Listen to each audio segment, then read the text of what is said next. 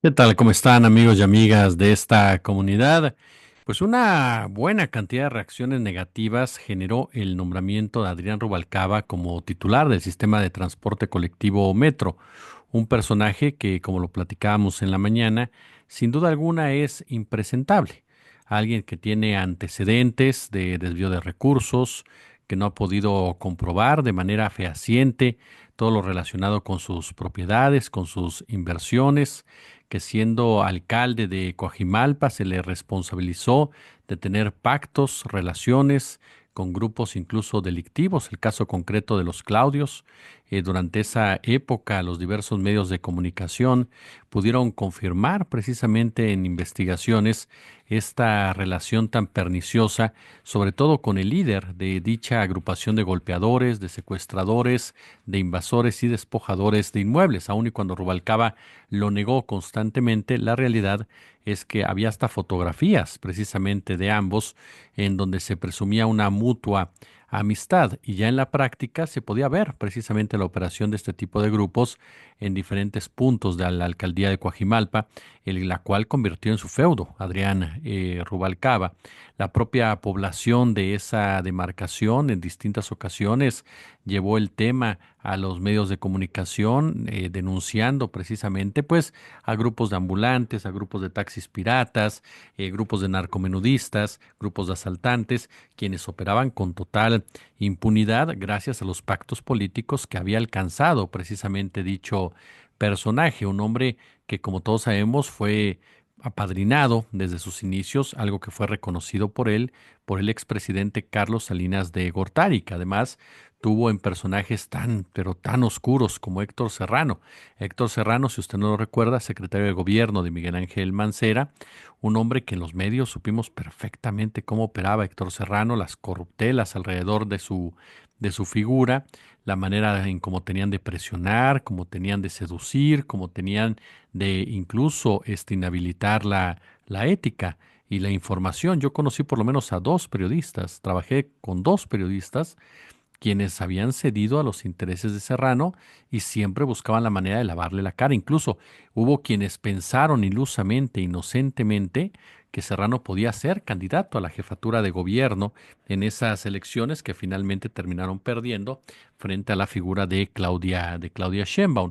Pero la realidad es que Serrano comandaba un grupo de periodistas corruptos y llevaba a cabo pactos y ligas con grupos también de golpeadores impresentables. Bueno, ese era aliado de Adrián Rubalcaba y el otro era Cuauhtémoc Gutiérrez de la Torre, quien como el príncipe de la basura le decían, un apodo en el que yo nunca he estado muy de acuerdo, pero se lo comento para ubicar el contexto. Bueno, fue un hombre que hizo de la pepena junto con su padre, por supuesto, un negocio brutal, lo cual no tendría nada de malo si no fuera que explota de manera verdaderamente canallesca a las personas que se dedican a esta situación, a grupos totalmente vulnerables. Entonces, nos topamos con una actividad mafiosa, gangsteril, de un hombre que cuando llega a la dirigencia del PRI local, imagínense a qué niveles llegó el PRI de la Ciudad de México, pues creó toda una red de trata de blancas, ¿no? Así de sencillo, de trata de personas, lo cual fue confirmado por una valiente reportera quien involucró, quien se incrustó, quien se metió literalmente a esa red para poder consignarlo absolutamente todo, desde la forma en cómo operaban, desde la forma en cómo actuaban. Y claro, Ciro Gómez Leiva, por ejemplo, fue el gran defensor de Cuauhtémoc Gutiérrez de la Torre. Siempre me ha brincado cómo Ciro Gómez Leiva defiende casos de este tipo, no trata de personas, pederastia, en fin, son casos muy particulares en donde Gómez Leiva aparece tratando de ser el abogado del diablo. Pero Cuauhtémoc Gutiérrez era otro de los personeros cercanos con Adrián Rubalcaba, otro de los que fue factor clave en sus relaciones políticas. No podemos dejar de lado a Mauricio Toledo, no podemos dejar de lado a Leonel Luna, el primero prófugo en Chile, el segundo ya fallecido, expertos junto con Jorge Romero en desvío de recursos, que también eran parte de esa misma pandilla.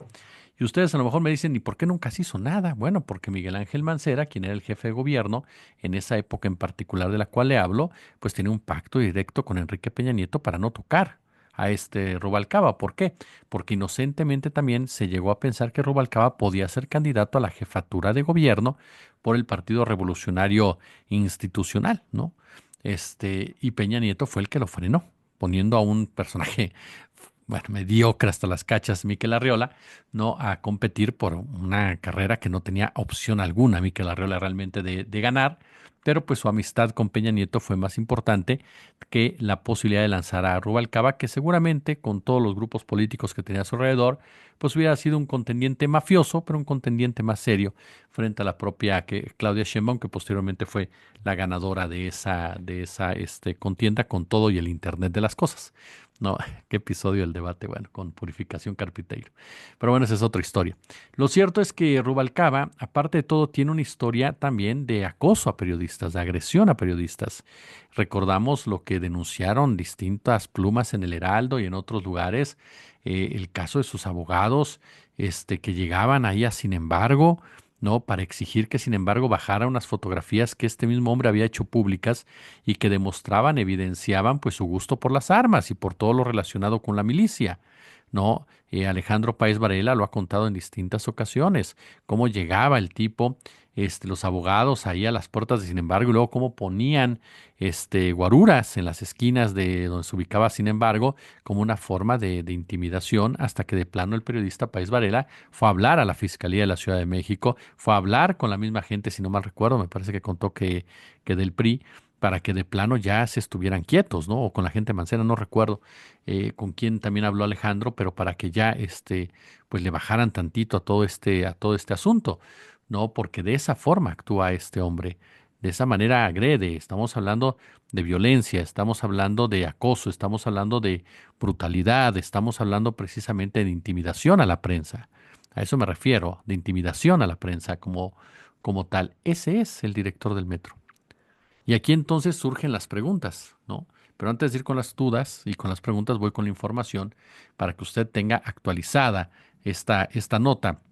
A ver, el director del metro, Adrián Rubalcaba, aseguró que será un gran reto el sistema de transporte colectivo, sin embargo, afirmó que se darán los resultados necesarios.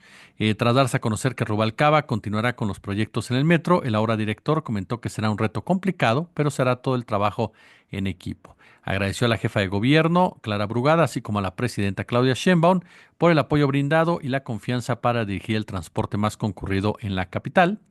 Y pues, ¿cuáles son los retos? Digamos así, pues la modernización y mantenimiento de las líneas, los pinchazos en el metro, seguridad en el metro, ampliación de la línea 12, modernización de la línea 3, modernización de la línea A, ¿no? Y bueno, ahí tiene usted el caso concreto de Adrián Rubalcaba. Y Clara Brugada, la jefa de gobierno, pues trató de justificar este nombramiento.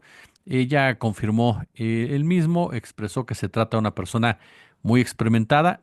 Le estoy diciendo lo que dijo Clara Brugada. Muy experimentada en la función pública, un gran operador de proyectos, es un buen funcionario, va a jugar un papel muy bueno, va a llevar al metro a una mejoría, fue lo que manifestó la titular del Ejecutivo local, quien agregó que para alcanzar dicho objetivo se cuenta con un plan para los 6 años de este gobierno. Resaltó que por ello se tiene previsto destinar recursos a proyectos como la renovación de la línea 3, que va de Indios Verdes a Universidad, así como mantenimiento mayor a la línea A, que va de Pantitlán a La Paz. Y respecto a Calderón, señaló que desde que inició el gobierno expresó su deseo de dejar el puesto, pero que fue ella quien le pidió que continuara para dar seguimiento a las obras de rehabilitación de la línea 1 del metro, de la cual aún quedan por reabrir 3 estaciones. De hecho, el exdirector del sistema continuará como asesor en materia de movilidad y tendrá un papel muy relevante en la conclusión de dichos trabajos, fue lo que expresó la mandataria capitalina. Por supuesto que la decisión, ¿no?, de nombrar a este Adrián Rubalcaba, pues generó críticas por parte de distintos analistas, de distintos medios de comunicación. Hubo gente de Morena que salió a defender este nombramiento, como el caso de Hamlet Almaguer, ¿no? Y algunos otros más. Pero la realidad está ahí. O sea, a ver, no es ni siquiera una cuestión de opinión, es una cuestión de antecedentes. Adrián Rubalcaba es un impresentable.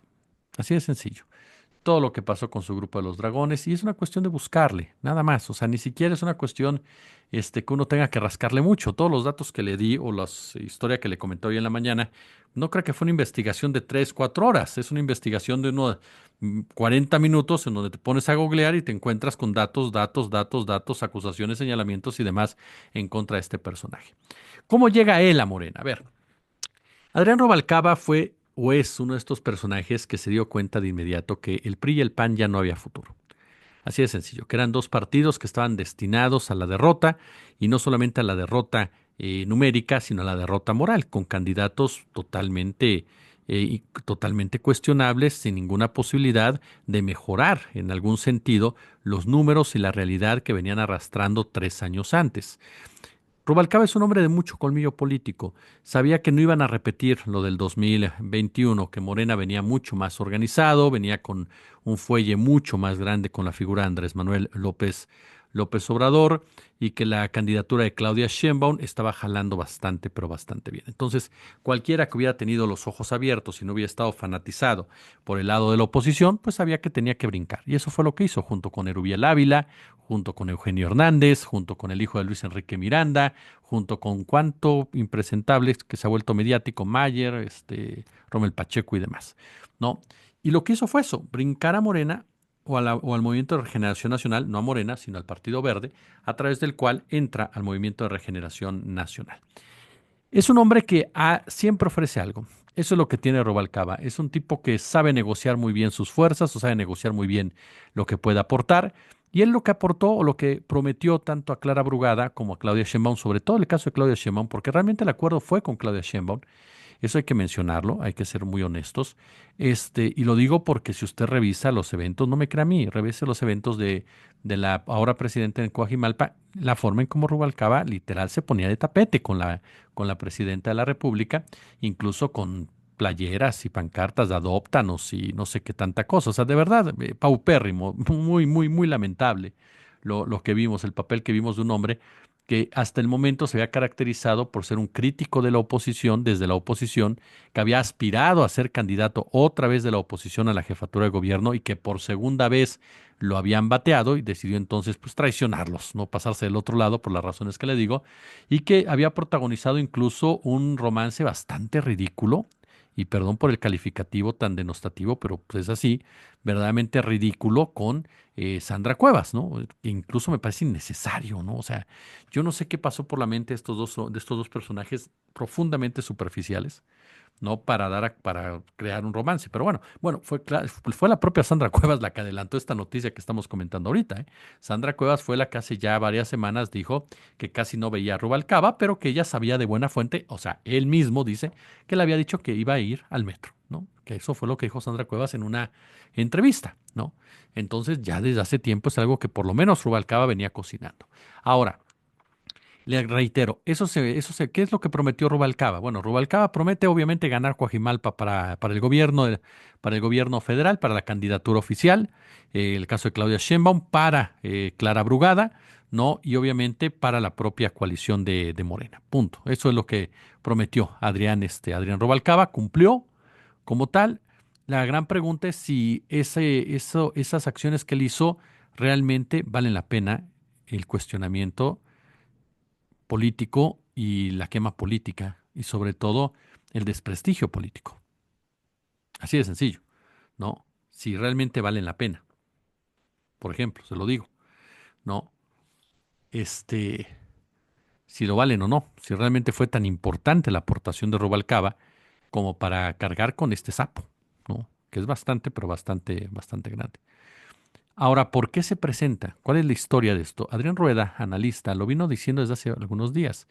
Él recordó que Rubalcaba él estaba en las mesas de pacificación con Omar García Harfuch, con quien tiene una buena relación, y algo vio Omar García Harfuch, algo que no le pareció de Rubalcaba, algo que no lo convenció, que decidió congelarlo, decidió aislarlo.